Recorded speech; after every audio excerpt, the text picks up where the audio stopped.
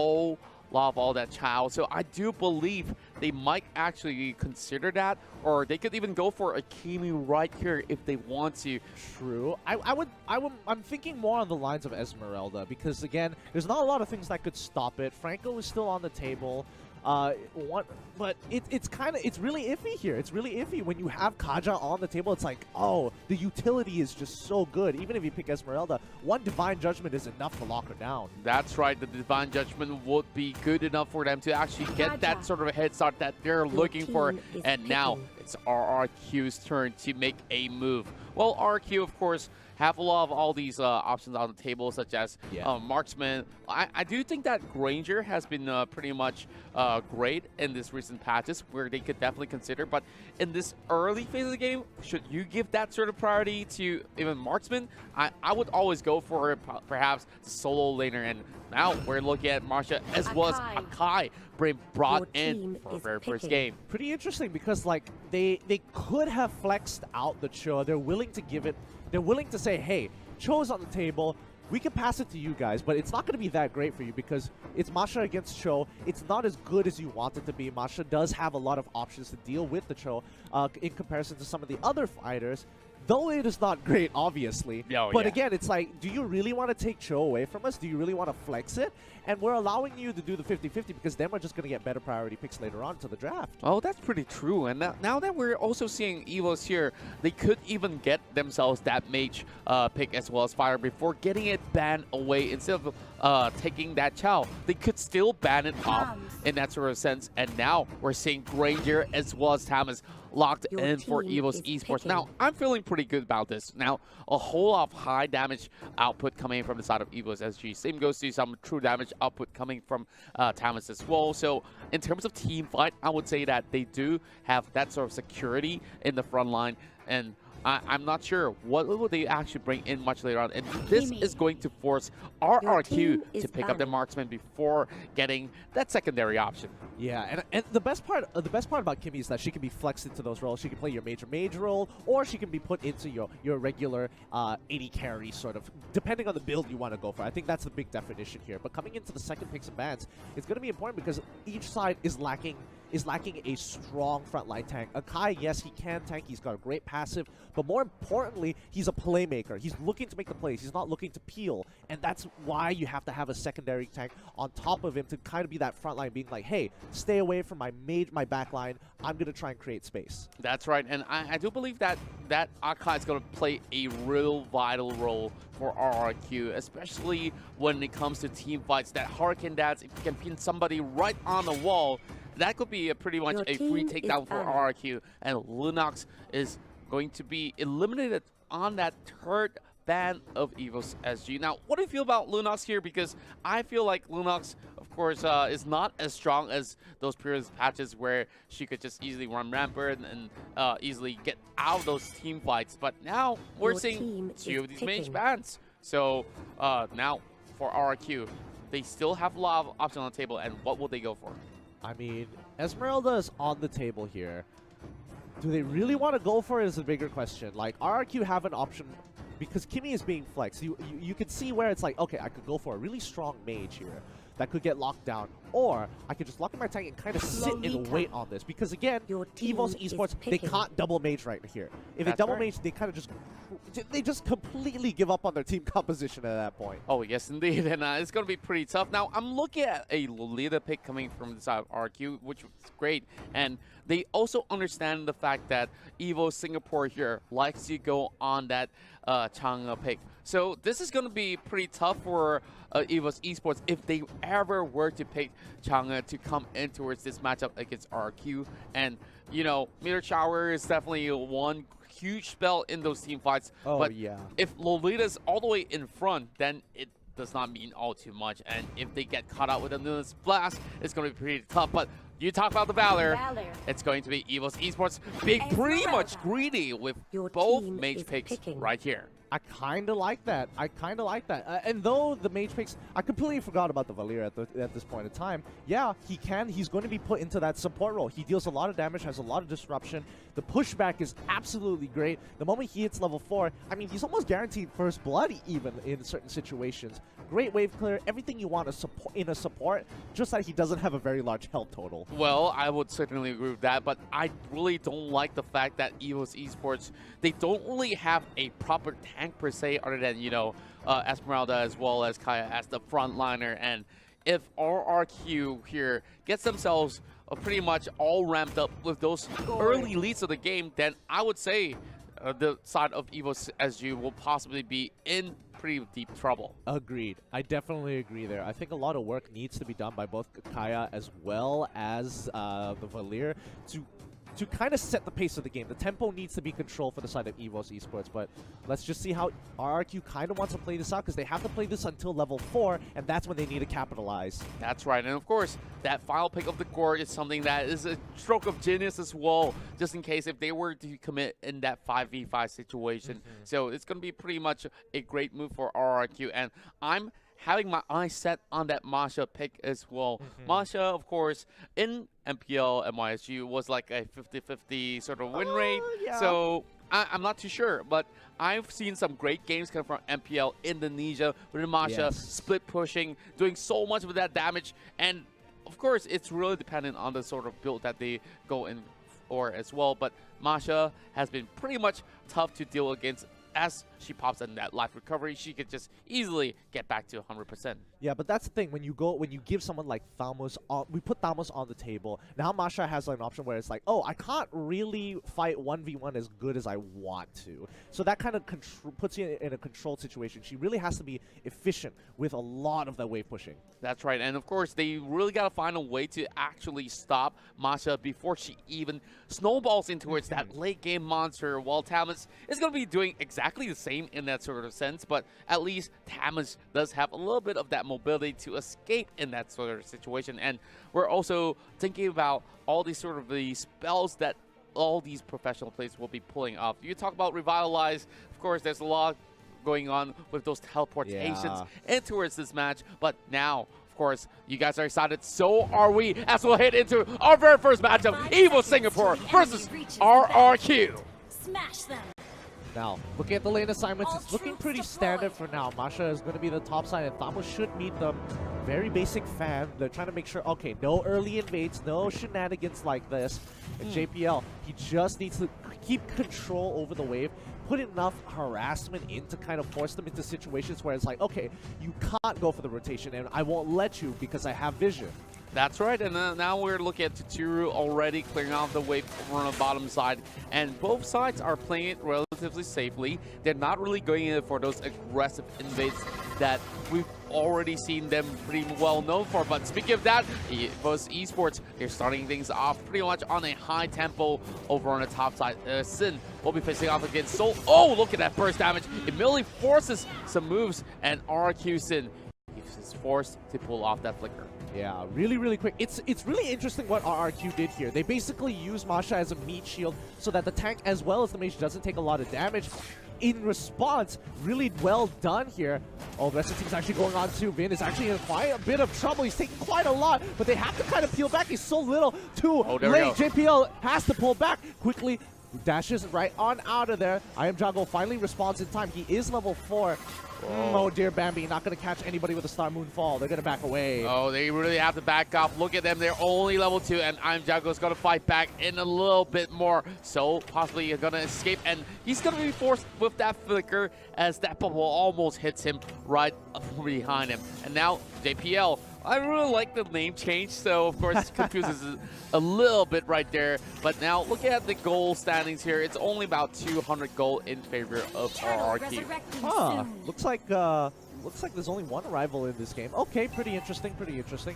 But yeah, I think Soul has done a really good job there controlling that top side, making sure Masha doesn't get too ahead and forcing out battle spells because she isn't managing that health total. That's right. Of course, we've seen a lot of arrivals being played out in the previous matches in the MPL, but now starting off with only one here is still going to be pretty much vital, but we're seeing some challenges inside of the turtle pit here, as this will be first blood in the hands of RRQ, as the guard will be able to take one down. But Liam already on the forefront here, forces the flicker away from Ace, and now JPL has his Divine Judgment, but what can he do when he's all alone? Yeah, there's just no follow-up right now. He can't really go in. A great catch coming in from RRQ, especially nailing a priority target like Oh Dear Bambi on that Esmeralda. Nicely done. Like, Oh Dear Bambi definitely disrespected a little walking up there. Oh yes, indeed. And now we're seeing JPL, of course, just checking on all these brush, making sure that every single one of these corners are going to be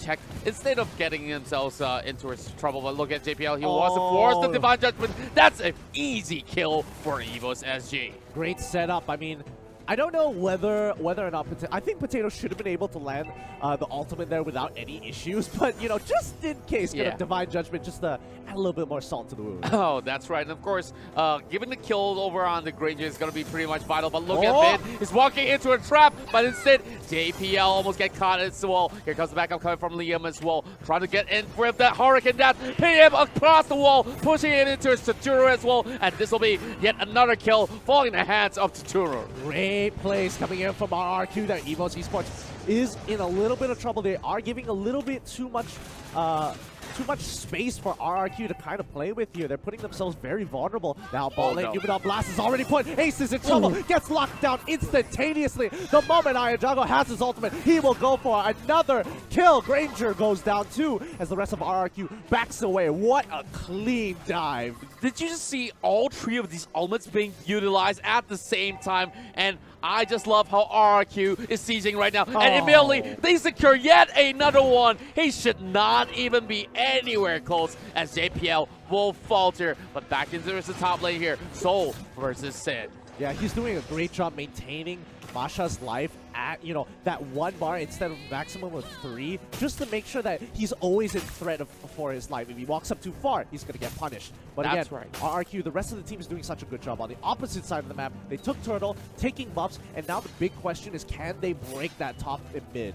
Well, it should be pretty much a good rotation to take that one tower down. It shouldn't be too much of a hassle. As we look at the goal graph here, it's slowly, of course, heavily favoring on RRQ, if I must correct myself right there. But Evos Esports looking for a little bit of leeway here to catch out some of the stray members of RRQ. Now, Taturu is going to soak in a little bit of that sort of poke, but it shouldn't mean too much. Maximum charge already landing on Jiao PL. Of course, a little update on that name. But top side, it might just be a flank coming from RRQ. Yeah, they're doing a really good job. RRQ is just keeping tabs on exactly where they are, making sure they don't have any options. They go for the initial stun here, switching over to Sin.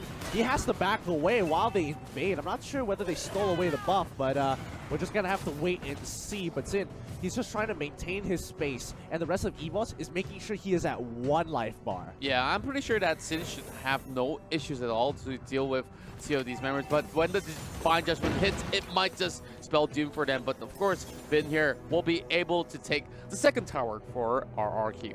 Yeah, they make a close call, and I think if I was in Evos' position, the rotations coming in from RRQ is pretty quick, so they preemptively send someone else to the top side, making sure they can kind of go for to protect that side of the map. They end up losing mid-turret in response, so I guess that might have not been the best play just yet. But I mean, Evos Esports SG, they need to find something here. Masha is going to have a field day with this amount of pressure that RRQ is putting. Oh, that's right. But look at Bean, though, right in smack in the middle, gets pulled with the Divine Judgment. Of course, this will be that 1 kill being secured here for the side of Evos. And oh dear Bambi, of course, the captain of Evos is trying to do as much as he can to push themselves ahead with a lead. But it will still be a lead in the hands of RRQ for now. Yeah, sacrificing Lolita. Masha just got a free push, breaking tier 2 easily with a single wave. You have to give her respect. Oh, wait, Liam, he's going for the arrival. Where is he going? To the top side of the map to kind of defend it and get a little bit more damage into that turret. But I think the rest of the team just wants to keep control over this turtle. Oh, yeah. I felt like it was an unnecessary arrival, if you really want to ask me in that sort of sense. We are having a one-on-one battle inside the jungle here as Soul goes in for the chase. And Sin is just running away. And that will be a flicker here committed by Soul. But but instead he gets placed around, and now that kill will definitely be in the hands of Soul. Nicely done. I mean, Evos, as she realized that, okay, their 4 is a lot stronger. We can only do so much here. We're not going to give Turtle away. We're going to deal with your other win condition, making sure that, oh no, Jampiel might be in trouble. He takes a lot of damage from that charge, but they don't capitalize on it just yet. I don't think Gord has his ultimate. He used it earlier in the mid lane, so they don't have that kill pressure anymore. Oh, that's right. And of course, for Evos Esports, they are just making sure that they stay as a unit over on the mid side as well. And they are just trying to raid inside. And look at Soul. He invaded the wrong territory, and he gets caught out. I felt like that should not happen at all, especially in a World Championship sort of phase here where, you know, you are not really facing against mid-tier teams. These are top-tier teams from all over the world, and RRQ will punish them for their mistakes. Exactly. These guys, I mean, again, you mentioned top-tier teams. You cannot disrespect them. Now, I think they're just trying to keep pace with RRQ as of right now. Oh, so close to dying here. The maximum charge. Is it going to land? Oh, just short. Just short. My goodness. Oh, that was really close. But now RRQ will claim yet another tower on the top side as well. Looking for JPL. But there's nothing much that Evos SG can do but to fall back. Now the next aim will possibly be the mid lane as well, as we see Vin already on the forefront here. Soul needs to make a move, but that Lolita is not allowing any members to go past. They need to make something happen here. The play can't be made. Ace can't seem to get into the fight without that Numenor boss just completely shutting him off. So they're looking for an opportunity to go in here. Oh, this is a little sketchy coming in from Soul as well as Bambi here, but it doesn't look like RQ want to pounce on it just yet. They're just kind of waiting for a mistake to be made by Evos first. Yeah, they have absolute control inside of the jungle, and now we're looking at Vin here bringing one of these members to 50%. JPL have to fall back, and here comes Bambi trying to steal the buff away, and of course Liam here will be eyeing out if whether or not will they be opposite, and if they do cross the line, that will be a hurricane dance ready to blow them back in towards the territories of RRQ. Queen's Wings bought by Soul. Sin just got his corrosive sight, so there is no running from him, but he will be able to solo every objective. But a mid-fight actually breaks out. Evos Esports is trying to turn this around, but they can't. They're just locked into a place. Soul goes down as well. They knew they needed to defend Lord, but oh dear Bambi, he's kind of chilling out right here. Sin's in trouble. The rest of the team calls it, collapses straight on top of him. Let's have a replay one more time. And look at them go. RRQ had the perfect setup, and of course, just in the blink of an eye, we're seeing even the Lord falling in the hands of RRQ. What a clean performance that we're seeing from RRQ so far, and slowly it might just touch that 10K gold lead mark. Yeah, it's not looking good for Evos SG here. They don't exactly have a lot of playmakers in their sides besides JPL, and right now, he's being shut down very hard. Like, he's getting hit by a lot of abilities that should not be landing. This is what I was talking about when we started the draft, and I talked about the side of Evos SG not really having a reliable tank